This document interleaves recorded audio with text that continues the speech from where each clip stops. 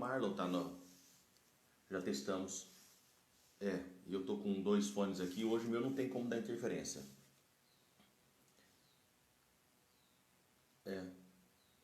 Ele acaba tendo.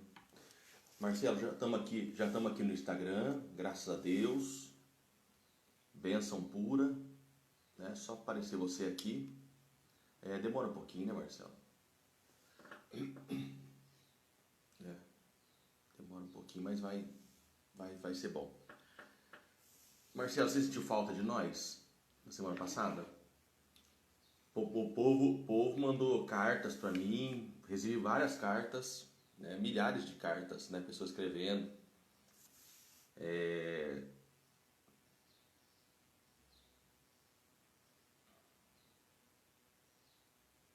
Não, você fez falta total, né? E as cartas o pessoal falava que a aula minha foi fraca e tal. Situação, né, Marcelo? Ô, queridão, mas foi bênção, viu? Na verdade, se você tivesse ido, não ia caber você. Deu 35 pessoas. Bem, Marcelo, tá bem. É que a ceia, né? Uhum. E aí acaba indo mais gente. Mas Então, eu tô feliz, tô feliz. Bom que bom, demais. Tá que chegando já bom. um povo aqui no Instagram, né? A Edi, Deus abençoe tua vida. Bom ter você com a gente, né? Edi, você conhece a Edi, Marcelo? Não conheço. Da onde você é, Edi? Por favor, filha. Perdão. Ah, que saudade. Já me conhece aí, ó. Coisa linda. Fiquei até com vergonha agora. Deus abençoe, filhota. Bom demais, viu? Espera Bom, mais um bom. minutinho aqui para a gente entrar em Isso, ponto no Face. isso. Viu, Edi? Fica com a gente aí, filha. Vai ser de Cascavel, verdade, amor. Vai ser um prazer estar com a gente, Escola Dominical. Nós estamos trabalhando o livro de João. Fica aí até o final, é bem gostoso, viu? Glória a Deus. Camilinha abandonou o Lucas Silvério, veio ficar com a gente. Deus abençoe, Camila. Camila é sobrinha do Lucas Silvério. Ah, legal. Ela estava na sala de crescimento, está com a gente agora. Bom dia, meu amor, bom dia. Bom dia, Fátima. Marcelo, quando você falar que tá ok, a gente começa, meu amor. Tá bom, então só. Então vamos, Tá vamos bom. começar aqui, já vamos E online deixa eu aqui só no explicar para o pessoal aqui do Instagram. Instagram. Gente, nós estamos no Instagram ao vivo e também nós estamos no Facebook. Então aí nós estamos entrando no Facebook agora também. Então a gente está dividindo as duas plataformas, né? Marcelão, quando você quiser, fique quietinho agora. Ô, Glória.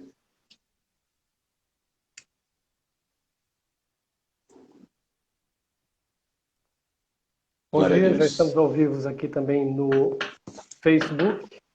Aí, pastor, contigo, pode Bom demais, bom falar para a demais. gente Bom como dia, irmãos e irmãs. Bom dia você que está acordando agora. Bom dia você que já está trabalhando. Boa tarde para você, boa noite para você. A hora que você estiver vendo essa escola dominical, que você venha ser abençoado e abençoada em nome de Jesus. Nós temos vivido um momento profético na escola dominical, o ensino falando de Deus, o poder do Senhor tem vindo, né, de uma forma tremenda e tem sido um momento de crescimento para as nossas vidas. Eu vou orar nesse momento e já passo o bastão para o Marcelo. Deus, muito, mas muito obrigado, Senhor, pelo teu mover, pelo teu cuidado. Obrigado, Senhor, por esta oportunidade de sermos igreja, Deus, mesmo nesse tempo ainda, Deus, virtual, como escola bíblica dominical. Queremos agradecer esta oportunidade porque nós temos conseguido chegar em lugares que normalmente nós não chegaríamos. Papai, que a palavra do Marcelo venha a ser clara. Deus, que o ensino, Deus, aquilo que ele preparou, venha a ser claro. Deus, e com certeza vai ser edificante, porque é a tua palavra. Deus, nós estamos aqui na disposição do teu Espírito para aprender, para querer mais de ti. Oramos nesse momento, agradecidos em nome de Jesus. Amém. Marcelão, é contigo. Deus abençoe. amém. Bom dia aí a todo mundo que tá com a gente. Minha mãe já está ali também, ó, sempre assídua, né? E a gente está conversando sobre o livro de João, o Evangelho de João, né? O quarto evangelho. E esse evangelho, ele é diferente dos demais, né? Dos outros três, Mateus, Marcos e Lucas, né? Que são chamados de sinóticos, porque eles têm uma mesma visão, uma mesma ótica, se escreve da mesma forma. João é um pouco diferente, e eu considero ele assim, teologicamente muito mais profundo, tem muito mais é, é, coisas a respeito do próprio Jesus do que nos demais, né? Afirmações, né, que a gente conhece a respeito de Jesus, de quem ele é, eu sou o pão da vida, eu sou a água da vida, eu sou o caminho, a verdade e a vida. Todas essas afirmações se encontram no livro de João. E ele é mais, eu considero ele mais intimista, ele está mais ligado não tanto às coisas, às obras que Jesus realizou, embora ele tenha, né, chamados livros dos sinais, tem os milagres, tem os sinais que Jesus realizou, mas ele está muito mais focado nas conversas de Jesus, nos diálogos de Jesus, e principalmente diálogos que Jesus tem ou com pessoas específicas, ou que ele tem, em grande parte, ali com os seus discípulos, né, no momento reservado deles. Então, ele é mais íntimo, o livro de João. Aí nós falamos sobre o contexto geral do livro, por que ele foi escrito, quando ele foi escrito, quem escreveu, os argumentos para isso. Aí falamos sobre o prólogo, que é como se fosse uma poesia que vai logo no começo, já vai declarar a divindade de Jesus, que Jesus é Filho de Deus, que ele existia desde sempre. Depois nós passamos no primeiro sinal, né, o primeiro milagre que Jesus realizou num casamento em Caná da Galileia. Né? Depois Jesus, no próxima cena, no capítulo 3, ele vai para a Páscoa em Jerusalém, e na Páscoa em Jerusalém ele com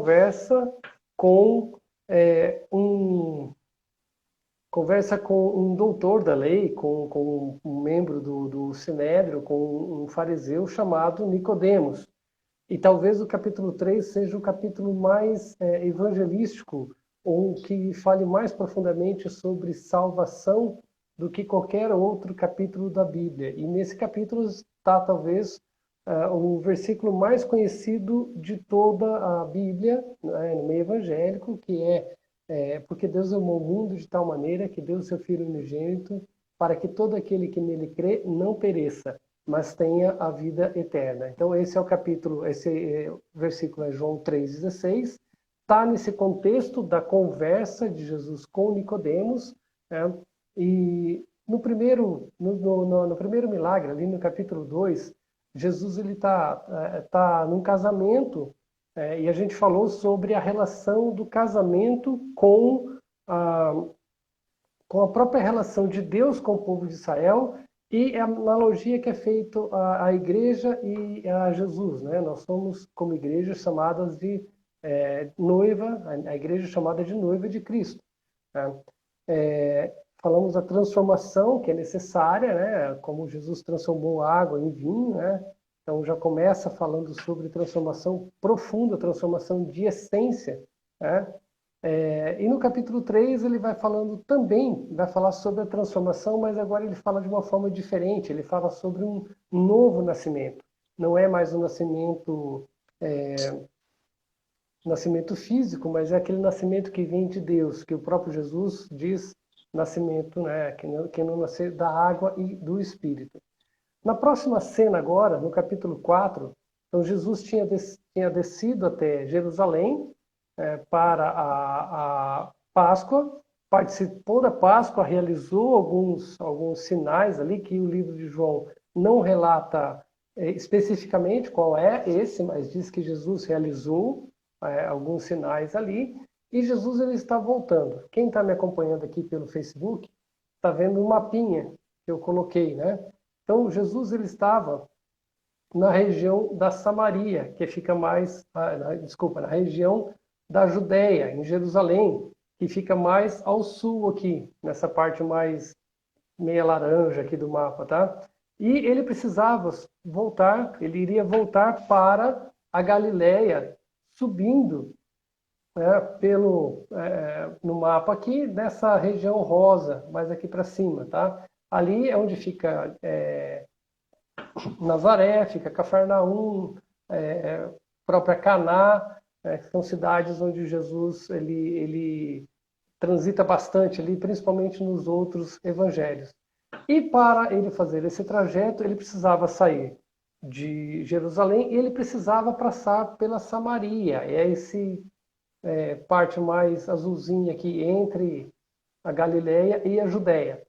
Algumas pessoas, e existia uma rixa, existia um conflito ali entre os judeus e os samaritanos, né?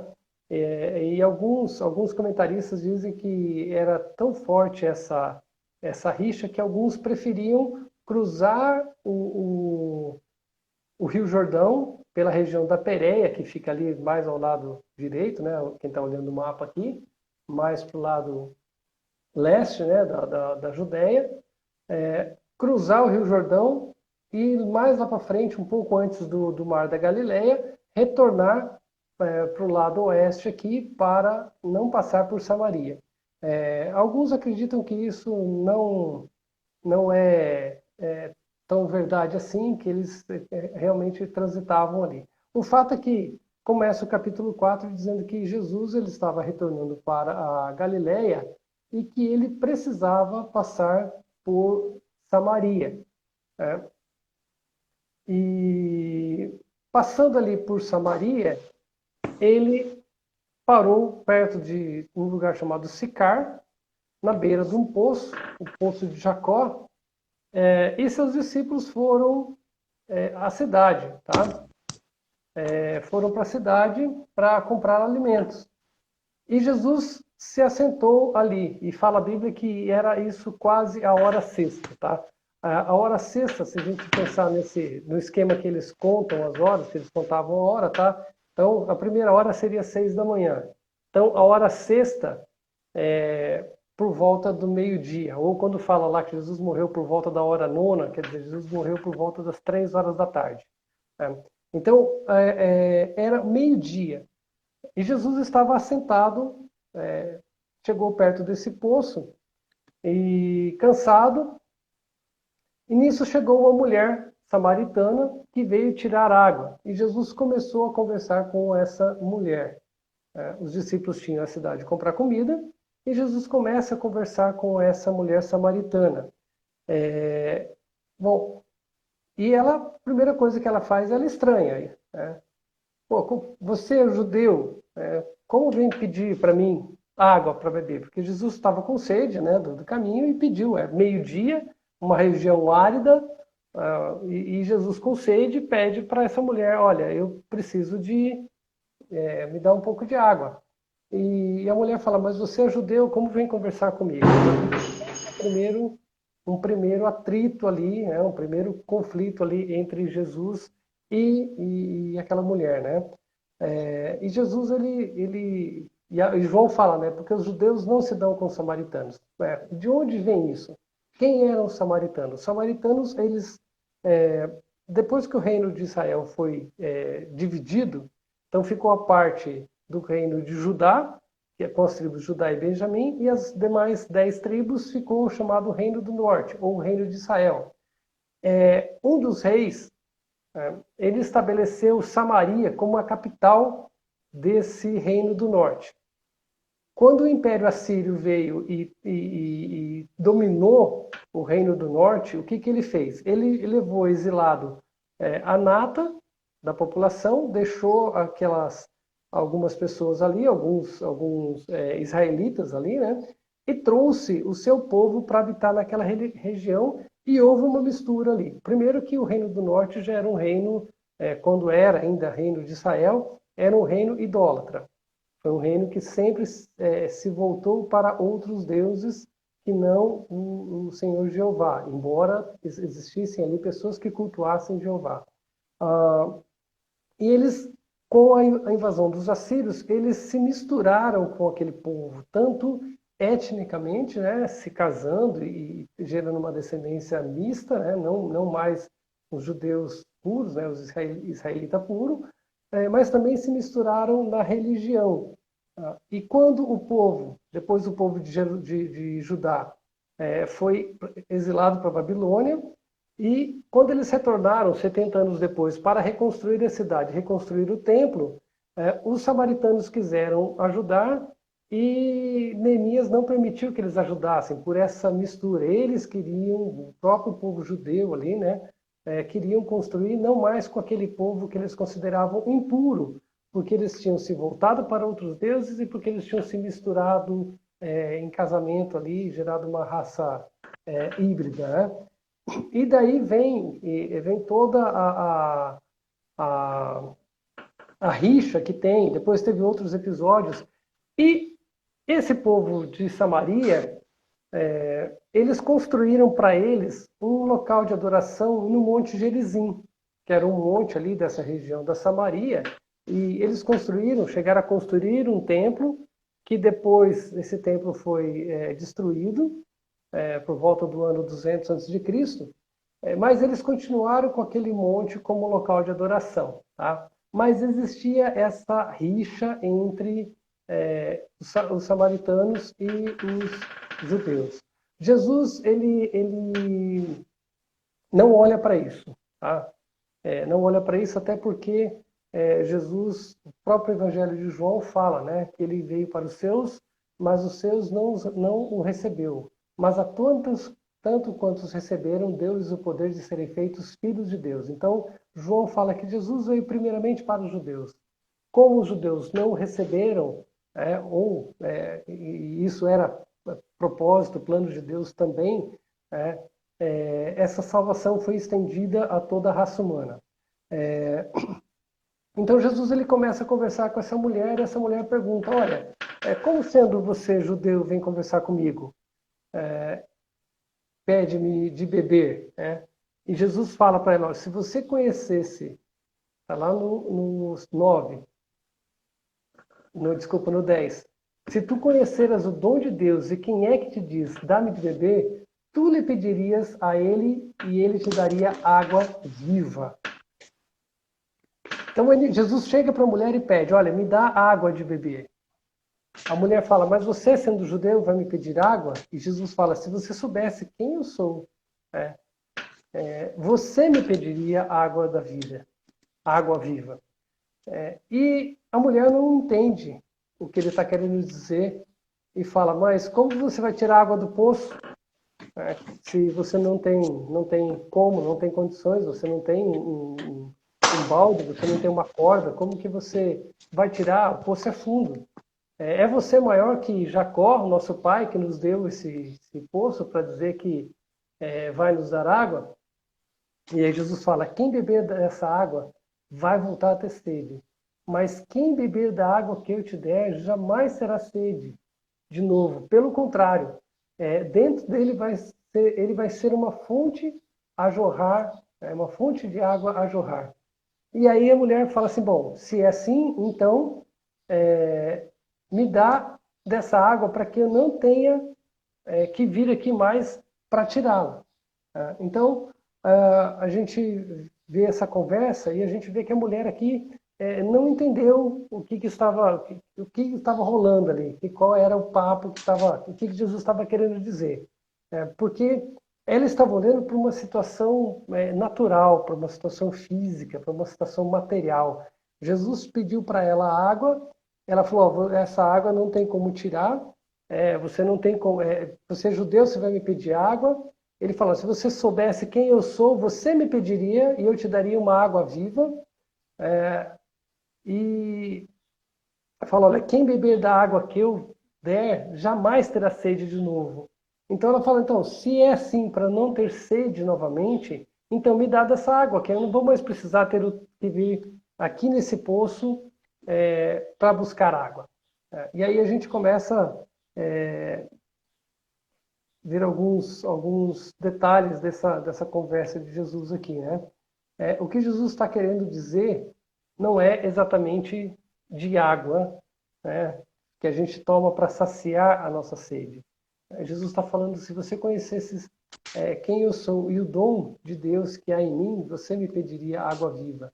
Jesus está falando ali de saciar a sede, não a sede física, mas a nossa sede de Deus, a sede da nossa alma, a sede do nosso espírito, algo que só Ele pode saciar, que não tem Não tem outra forma da gente fazer isso, né? E a gente pode relembrar aqui de algumas coisas do Velho Testamento a respeito disso, né? Jeremias 2,12 disse: Espantai-vos disto, ó céus, e horrorizai-vos. Ficai verdadeiramente desolados, diz o Senhor, porque o meu povo fez duas maldades.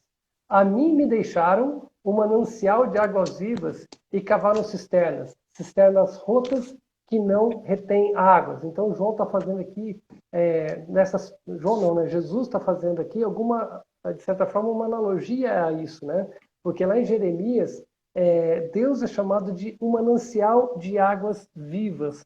O que a gente entende por manancial de águas vivas? É uma fonte de água a jorrar uma água limpa, uma água pura, uma água cristalina a todo momento, e nunca há falta dessa água. E ao invés disso, o povo preferiu cavar cisternas, cisternas ainda rachadas, que não retêm água, para consumir uma água que fica armazenada ali da chuva, por grandes períodos, uma água que não é uma água corrente, não é uma água viva, não é uma água que ela mata, ela pode até matar sim a sede, mas ela perde qualidade, ela se esvai, e uma hora essa água, se não chover, essa água acaba. E Deus está falando que ele é um manancial de água viva e o povo o deixou. Quer dizer, aqui uma analogia de o povo trocou a fonte de buscar as coisas em Deus e foi buscar em outros deuses, né? E também está falando lá de Zacarias 14:8. Naquele dia acontecerá que sairão de Jerusalém águas vivas, metades delas para o mar oriental e metade delas para o mar ocidental. No verão e no inverno sucederá isso. Então, de Jerusalém sairá um manancial de águas vivas. Aqui uma referência ao próprio Senhor Jesus. Ezequiel 47:9 fala: E será que toda criatura vivente que passar por onde quer que entrarem esses rios viverá, e haverá muitíssimo peixe, porque lá chegarão essas águas e serão saudáveis, e viverá tudo por onde quer que entrar este rio. Aqui é aquele trecho tão conhecido de Ezequiel, que vai falando do rio de águas vivas, e que entrou o profeta foi levado a andar até chegar num ponto, né, e entrando mais profundamente nesse rio, ao ponto de não ser possível mais ele sustentar e ser levado por essas águas. E está falando que essa água é uma água que leva vida aonde quer que ela vai. A água que nos purifica, né? Lá em Isaías 1,16, lavai-vos, purificai, tirai a maldade dos vossos atos e diante dos meus olhos, cessai de fazer a maldade, a água que limpa. Ezequiel 36, 25 e 26. Então aspergirei água pura sobre vós, e ficareis purificados de todas as vossas imundícias, e de todos os vossos ídolos vos purificarei.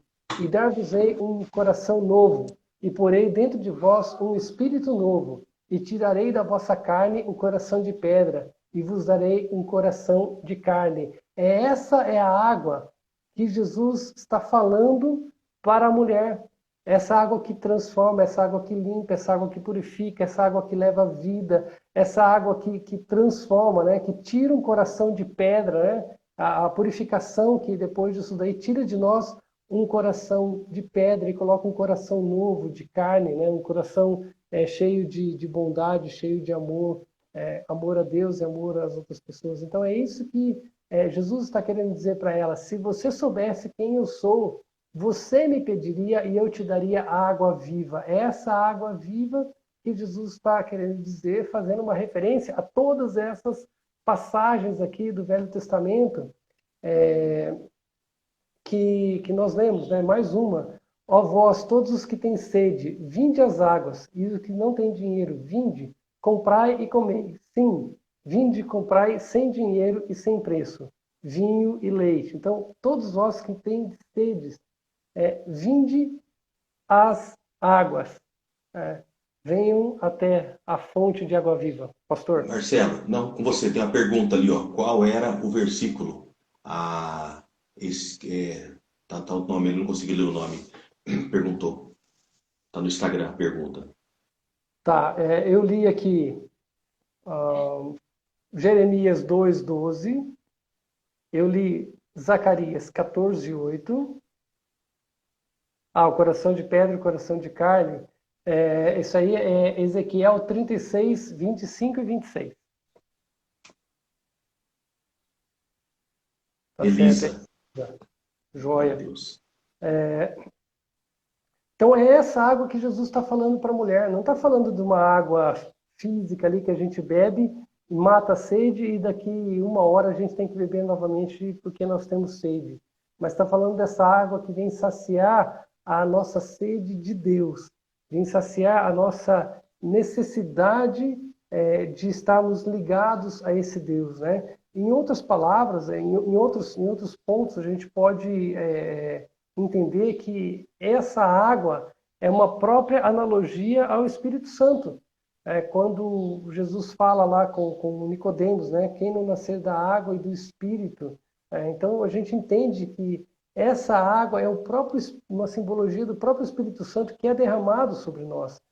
Porque quem age, o Deus que age em nós diretamente hoje, é o Espírito Santo. É Ele que está conosco aqui, nos ensinando, nos instruindo, nos mostrando o caminho.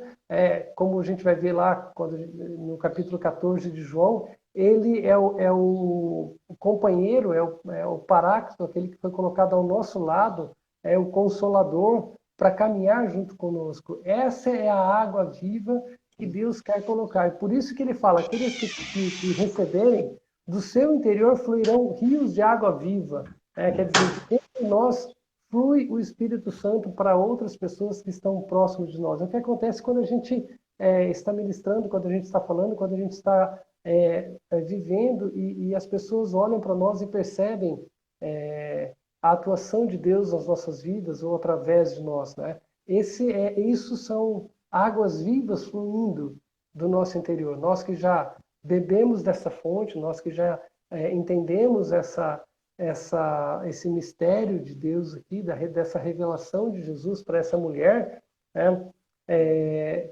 Da gente ser transformado, de ter o nosso coração mudado e sermos purificados por essa água, e através de nós depois essa água vai fluir. Então Jesus ele conversa com essa mulher e ele explica para ela essa questão da água e ela não entende, porque ela está pensando em um plano material. E aí Jesus muda a conversa. Quando ela fala assim, me dá dessa água para que eu não venha mais aqui tirá-la, Jesus, né, claro que ele já sabia, mas ele fala, bom, está na hora da gente mudar essa conversa porque ela está olhando simplesmente para o plano material. E muitas vezes nós não conseguimos entender as verdades de Deus, nós não conseguimos entender na profundidade o Evangelho, nós não conseguimos ter consciência da nossa vida diante de Deus, porque nós ficamos olhando muito para aquilo que é material, para aquilo que é natural, para aquilo que é deste mundo. E ela estava olhando para Jesus ali diante do Rei dos Reis, diante do Salvador, diante do Messias, e pensando que em não ter mais que tirar água do poço. E não era isso que Jesus estava querendo dizer. Ela iria continuar tendo que ir lá tirar a água do poço para matar a sede física dela. O que Jesus estava querendo dizer para ela era da sede da alma. Por quê? Essa mulher ela tinha um problema. E a gente vai discutir um pouco aqui. E o próprio fato do horário que ela foi tirar água e ter ido sozinha, já demonstra um certo isolamento que ela tinha, talvez por vergonha, talvez por ser mesmo considerada uma palha naquela sociedade, porque meio-dia não é um horário adequado, não era um horário adequado para se ir a um poço e tirar água. Tá? É um horário quente, talvez o mais quente do dia, você teria que fazer um esforço para pegar água, quando normalmente as pessoas iam ou no começo do dia ou no final do dia.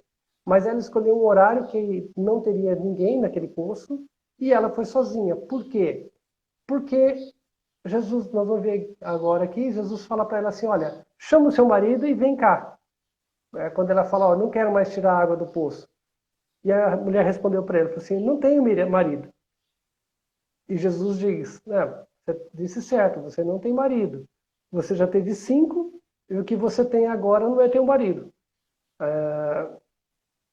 Não vou entrar no detalhe aqui, no fato, aqui na questão do porquê que essa mulher já tinha tido 5 maridos e mais um. A Bíblia não nos diz isso, não diz se ela ficou viúva, não nos diz se ela era divorciada. Nos diz o seguinte, que a pessoa com quem ela estava agora dá a entender que não era um marido legítimo, que estava com ela, e que, pelos estudos que as pessoas fizeram, e eu leio esses estudos, leio os comentaristas, existia, assim, mesmo quando a pessoa era viúva ou divorciada, né, a sociedade ela admitia um certo número de casamentos, e 5, 6 eram muito. Tá? Mesmo que ela tivesse ficado viúva 5 vezes, as pessoas na sociedade consideravam que uma pessoa que ficou viúva mais que 3 vezes e voltou a se casar, não era muito bem vista. Né? Então, esses eram os pontos. Talvez por isso ela era discriminada, talvez por isso ela sentisse vergonha, mas quando Jesus faz essa revelação para ela, ela fala assim, eu vejo que você é profeta, porque você não me conhece, você nunca passou por aqui, você não sabe da minha vida e você está dizendo como que eu sou. E aí ela entra num outro plano. Quando ela percebe que ela está falando não com uma pessoa comum, mas ela está falando com um profeta, como ela identifica, ela já entra numa questão teológica aqui. Nossos pais adoravam nesse monte e vós dizeis que em Jerusalém é o lugar que se deve adorar. E aí Jesus, o que ela está perguntando aqui? Olha, o que é o certo? O que os samaritanos fazem da gente adorar no Monte Gerizim ou o que os judeus fazem de adorar em Jerusalém? Voltando a lembrar aqui, ambos os povos tiveram a mesma origem lá em Abraão, Isaac e Jacó. Depois se separaram, houve a mistura no povo samaritano, mas a origem deles era lá, tanto que ela fala, nosso pai Jacó cavou esse poço. Então eles tinham a mesma origem, só que tinham locais de adoração diferentes. Os samaritanos, eles adotavam a Torá, os primeiros 5 livros da Bíblia. Assim como os judeus, eles tinham o conhecimento do rei que deveria vir, de um Messias. E ela entra nessa questão, uma questão teológica. Quem que está certo? Somos nós ou somos os judeus? E Jesus vem com uma verdade aqui, que é uma quebra de conceito que ele próprio estabeleceu em si, que é o local da adoração. A gente já comentou sobre isso lá atrás, quando Jesus, no capítulo 2, quando ele faz a purificação do templo.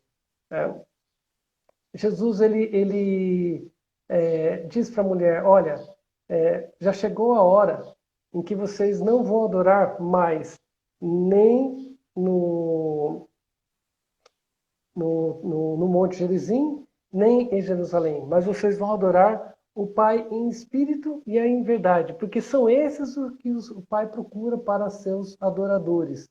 Deus é espírito, e importa que os que o adorem em espírito e em verdade. O que Jesus está dizendo? Olha, não existe mais um local de adoração. O local de adoração existiu até esse momento, a hora já chegou. Por quê? Porque o Deus encarnado, Jesus, vai destruir o templo e reconstruí-lo em 3 dias. Porque o templo de Jerusalém passa a ser obsoleto nesse momento. Porque o verdadeiro templo passará a ser a igreja de Jesus, que é o local da habitação onde o Espírito Santo está. Então, não tem... ele fala, olha, não importa mais. Jesus ele não vai dizer, não, os judeus estavam certos, vocês estavam errados, mas ele não entra nessa questão. Ele simplesmente fala, olha, chegou um tempo em que não se adora mais em local, não se adora mais nesses ritos. A adoração ela é interior. A adoração é daqueles que receberam o Espírito Santo de Deus, que nasceram espiritualmente, lembrando agora da conversa com Nicodemos, Aliás, tem uma série de analogias que podem ser feitas aqui entre a mulher e Nicodemos, porque ambos não entenderam exatamente o que Jesus estava querendo dizer. Em ambos os casos, Jesus vai falar sobre a água, e em ambos os casos, Jesus fala da transformação e da vida que ele está trazendo.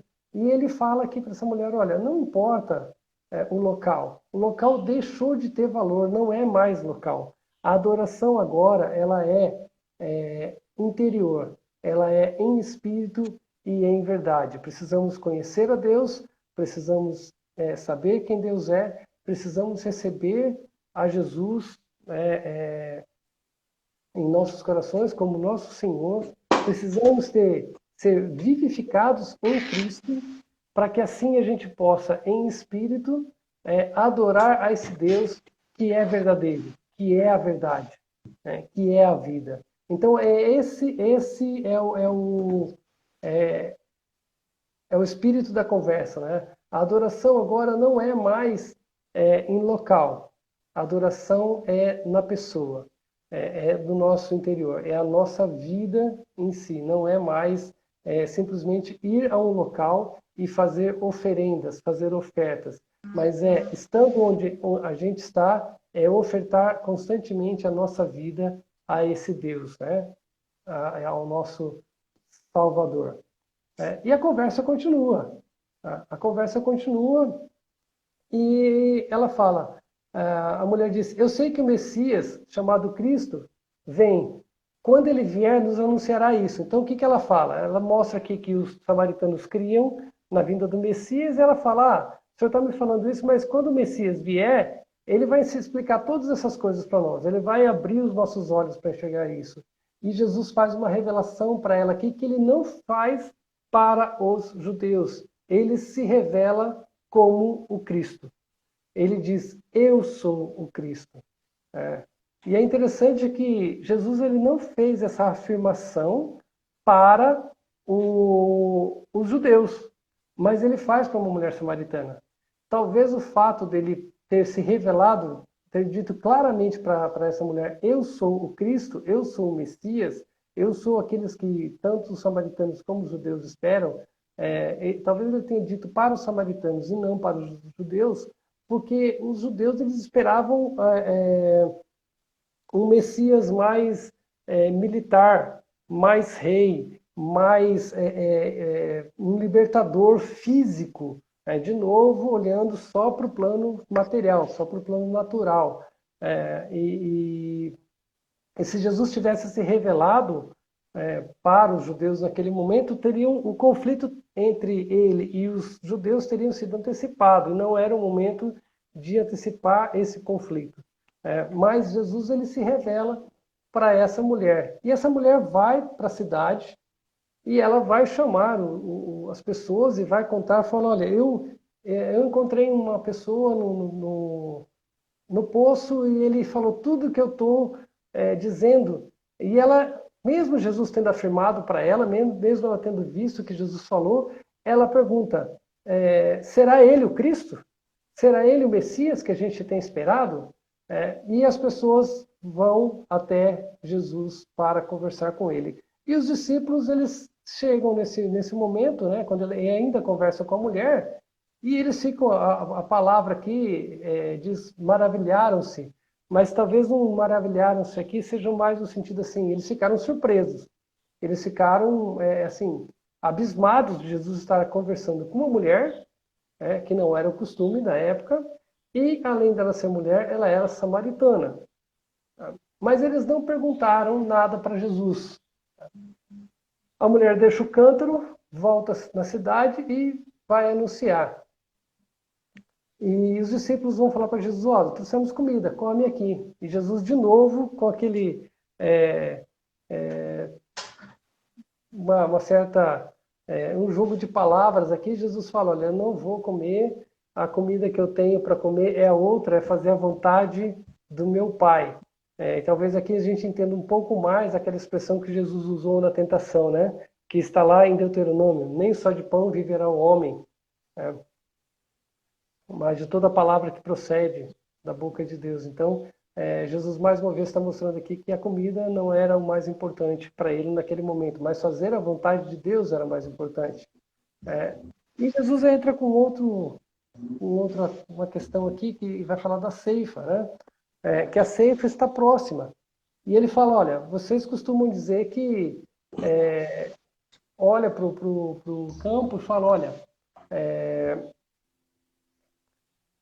daqui tantos meses vai começar a ceifa, mas eu digo para vocês que o momento é agora. E um semeia e o outro ceifa. Eu enviei vocês para ceifar o que vocês não trabalharam. Outros trabalharam e vocês vão ceifar. O que eu entendo que Jesus está querendo dizer com isso? É que eles estão vivendo um momento do Messias, da chegada do Messias. O Messias está ali com eles. E eles vão colher algo que os profetas lá atrás plantaram, algo que as pessoas prepararam, algo que durante muito tempo vinha se falando da chegada do Messias, mas aquelas pessoas não viram, não foram eles que plantaram essa ideia do Messias vindo, mas eles estavam ali vendo a concretização disso, e eles colheriam o fruto da chegada do Messias. Eles veriam o início da igreja. Eles seriam as pessoas que iriam levar a mensagem do Evangelho e trazer a igreja. Pedro pregou no Pentecostes e 3.000 pessoas se converteram. E se você olhar qual foi a pregação de Pedro, Pedro ele vai falar de tudo aquilo que aconteceu no Velho Testamento até a chegada e a morte e a ressurreição de Jesus. Então, a gente está aqui hoje, nós estamos conversando aqui hoje porque muitas pessoas plantaram lá atrás. E nós somos ceifadores e somos colheita, ao mesmo tempo, disso que foi plantado há muito tempo atrás por tantas outras pessoas. E Jesus está falando, olha, nós não semeamos nada aqui no meio dos samaritanos, mas nós vamos colher agora. E muitos, aí fala que os samaritanos vieram, e num primeiro momento, que é o resultado do testemunho da mulher samaritana. Essa mulher, ela teve um encontro com o Messias, ela foi revelado quem ela era, foi revelado quem era o Messias, que Jesus era o Messias.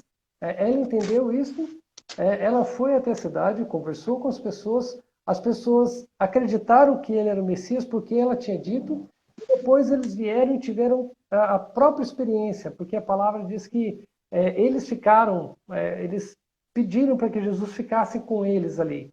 E Jesus fica mais 2 dias. E nesses 2 dias, Jesus realiza algumas coisas, conversa com ele, fala com ele, e lá no 4:42 eles falam assim, já não é, e diziam à mulher, já não é pelo teu dito que nós cremos, porque nós mesmos o temos ouvido, e sabemos que este é verdadeiramente o Cristo, o Salvador do mundo. Então, os próprios samaritanos, eles primeiro eles receberam a palavra que veio da mulher e creram que ela estava falando era verdade, mas depois eles experimentaram a verdade do Salvador, do Cristo, do Messias. O que Jesus falou para ele, o que Jesus pregou, os milagres que porventura Jesus tenha realizado, a Bíblia não diz. Só diz para nós que eles experimentaram.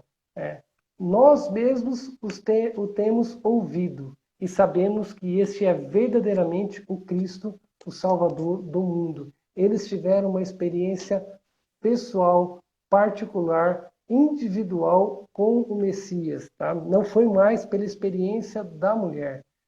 As experiências que nós temos com Deus têm que ser nossas. A gente ouve a palavra, a gente estuda, a gente vê pregações, mas o que realmente fortalece a nossa fé é aquilo que a gente vivencia disso tudo. Essas coisas que eu falei, as mensagens, as ministrações, os livros, eles são instrumentos para nos levar ao conhecimento de Deus. Mas o conhecimento ele é particular de cada um de nós. Nós precisamos ter esse relacionamento pessoal com o Salvador para entender, ter experiência. Por isso que é muito difícil. Algumas pessoas, até conversava com amigos esses dias sobre isso, que quem não participa, quem não está no meio, quem não tem as experiências, não pode dizer se sabe. Por exemplo, tem muitas coisas que eu não sei o sabor, não sei o gosto, sei que existe. Vou lembrar da música do Zeca Pagodinho aqui, né? Nunca vi nem comi, só ouço falar. Você sabe o que é caviar? Eu sei. Caviar é a ova de um peixe específico que tem lá na região lá do leste europeu, lá não lembro, acho que é estrujão o nome do peixe, se não me engano. E tudo bem, então, garanto que talvez a maioria de nós aqui que estamos participando dessa aula hoje sabemos o que é o caviar, mas a gente não conhece. É gostoso? Não sei. Eu sei que é caro, mas não sei se é gostoso. Eu nunca comi. Como que eu vou poder dizer se é bom ou se é ruim? Ah, não, mas o amigo do primo do meu tio disse que é ruim.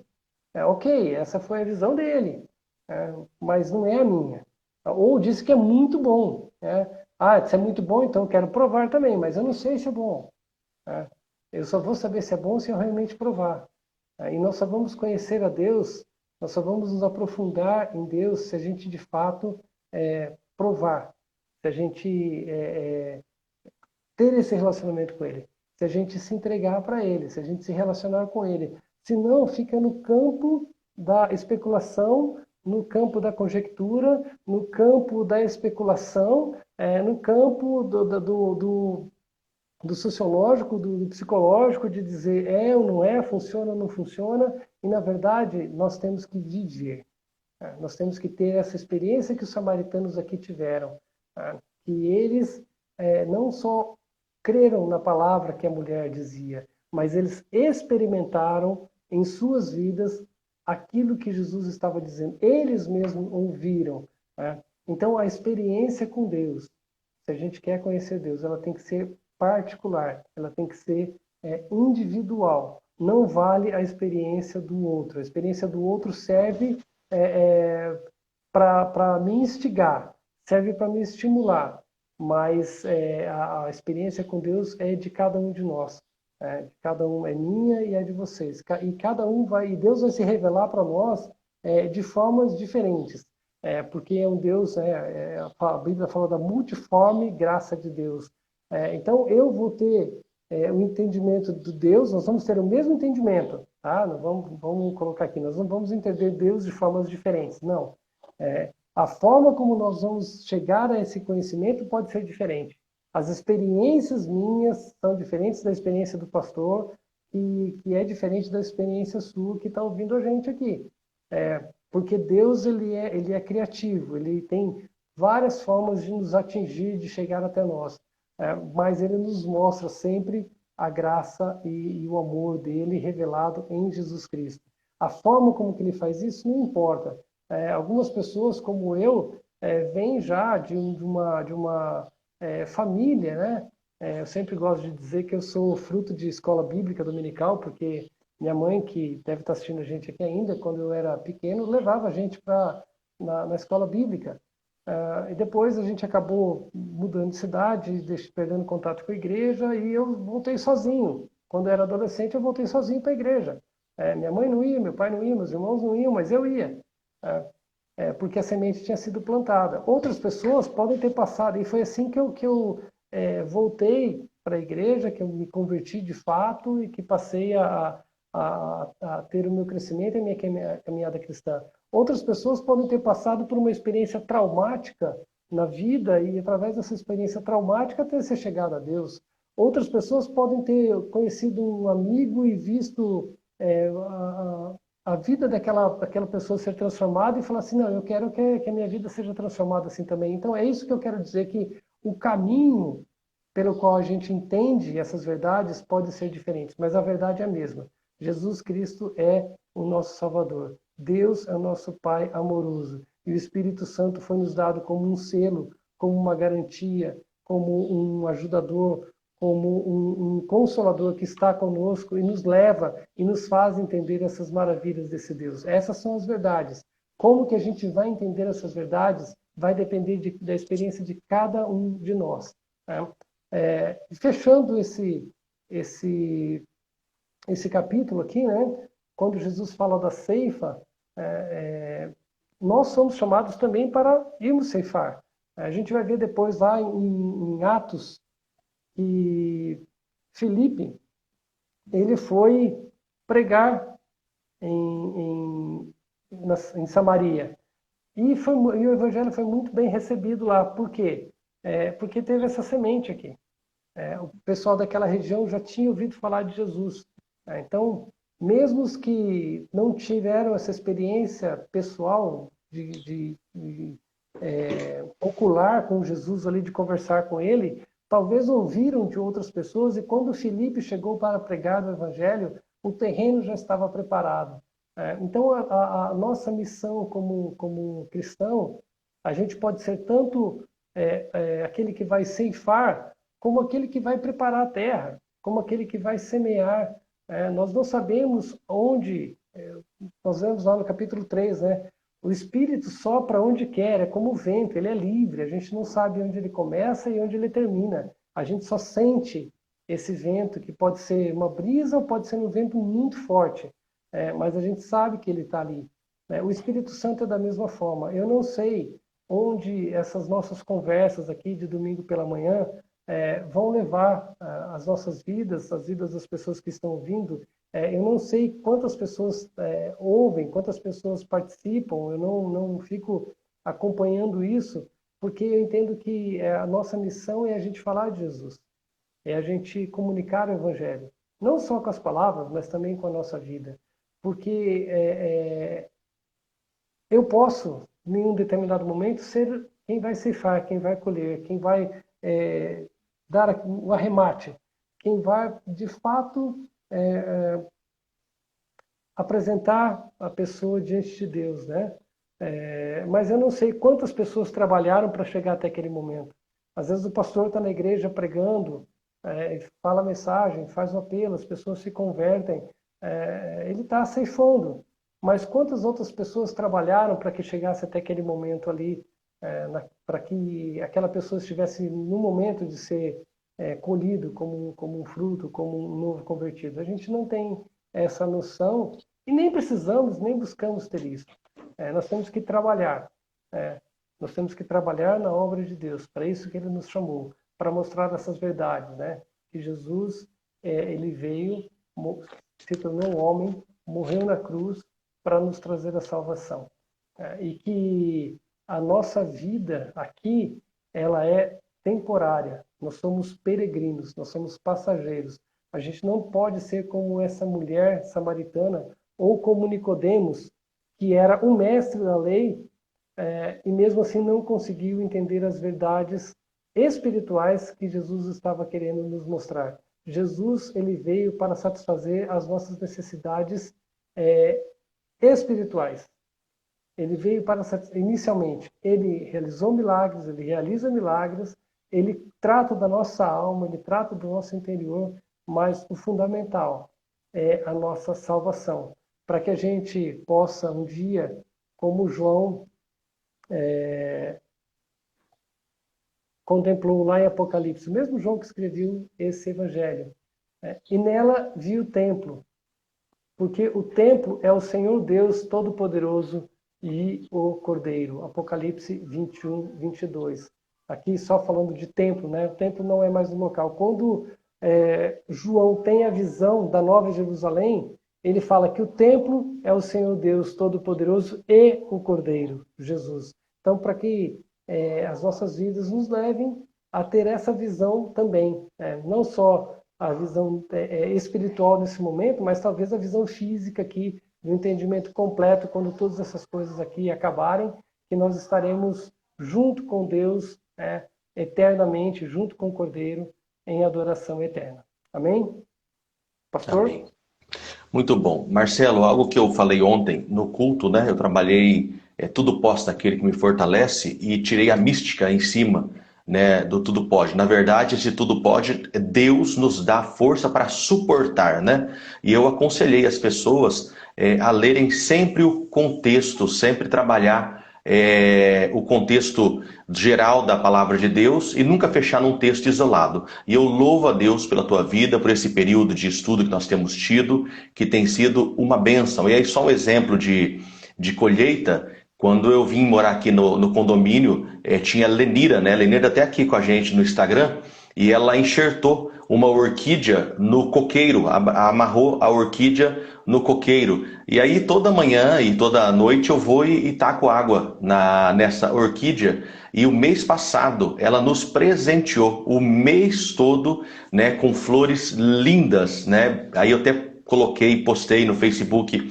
e no Instagram, aí ela até citou esse versículo, né? Uns plantam, uns colhem e outros têm o prazer de ver a flor, né? Que delícia, Marcelo. É uma engrenagem e todos nós participamos. E ontem também eu falei algo importante, que todos nós, Marcelo, independente de mestres, pastores, evangelistas, trabalhadores, diáconos, qualquer coisa, quando você se converte, você já está automaticamente no bastidor. E bastidor é lugar onde não tem brilho, bastidor é lugar de servir. Então não tem aquele que serve melhor, tá no bastidor, vai trabalhar. Essa é a nossa delícia. Marcelo, vou passar o bastão para você, faça as considerações, culta 19h30, um beijão para você, foi muito bom. Pode orar e terminar quando você quiser. Amém. Obrigado, pessoal, que ficou com a gente aí até agora. Deus abençoe vocês. Vamos orar. Senhor, nós te agradecemos porque o Senhor pode, através de Jesus, nos dar dessa água viva para beber. Não para matar a nossa sede física, mas para matar a sede da nossa alma, a sede do nosso espírito, para nos ligar a Ti, para nos purificar, para trazer vida aos nossos corações, Deus. Obrigado a Deus porque o Senhor nos presenteia com o privilégio de nos achegarmos até o Senhor diretamente, sem intermediários humanos, sem precisar de um sacerdote. Obrigado porque nós somos em Cristo Jesus transformados em habitação do Teu Espírito Santo. Obrigado porque Ele está conosco aqui, ao nosso lado, em todo momento, a todo instante. Obrigado a Deus pelas vidas das pessoas que estão conosco aqui, que esse mesmo Espírito, Deus, que habita em nós, nos instrua nas Tuas palavras, ó Deus, naquilo que conversamos aqui. Ó Deus, nos ajude a trabalharmos para o Senhor, Deus. Nos ajude a vivermos para o Senhor. Nos ajude, ó Deus, a caminharmos a caminhada cristã nessa terra de forma que as pessoas olhem para nós e percebam o Senhor.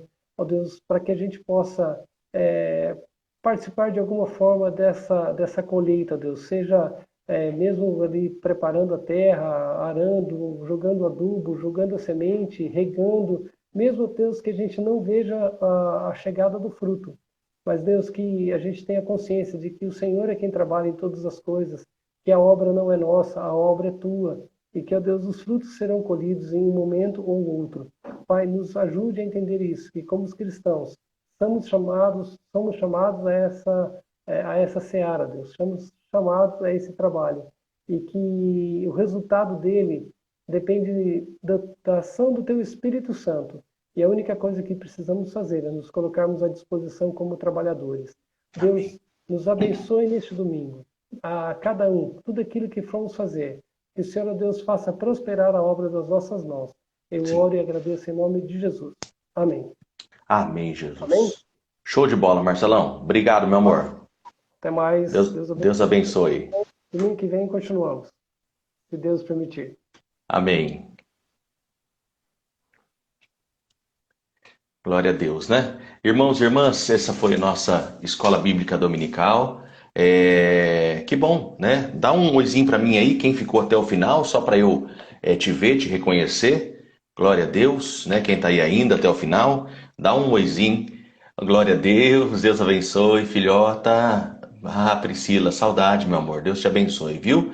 Gente, dá um oizinho aí, vamos terminar já, né? Mara, Deus abençoe, obrigado. Setu, uma bênção, filhota, você, o Ronaldo, as crianças, uma bênção, né? Deus abençoe, Priscila. Luzio Cano, Ohio, Kenta Desca, coisa linda, né? Edith Pinheiro, que lindo, né? Que gostoso, né? Ver a família crescendo, né, dona Edith? Deus seja louvado, viu? Obrigado, né? A Ira Suleide, Deus abençoe tua vida, filhota. Marlene, obrigado. Ô, Glória, Deus abençoe a vida de vocês, viu? Foi show de bola. Isso aqui é um plus, viu, gente? Plus do Instagram, né? Já acabamos a escola dominical e estamos aqui proseando, né? Proseando. Glória a Deus. Gente, um beijão para vocês. Tenham um domingo assim abençoado. Hoje às 19h30 vai ser uma bênção, né? 4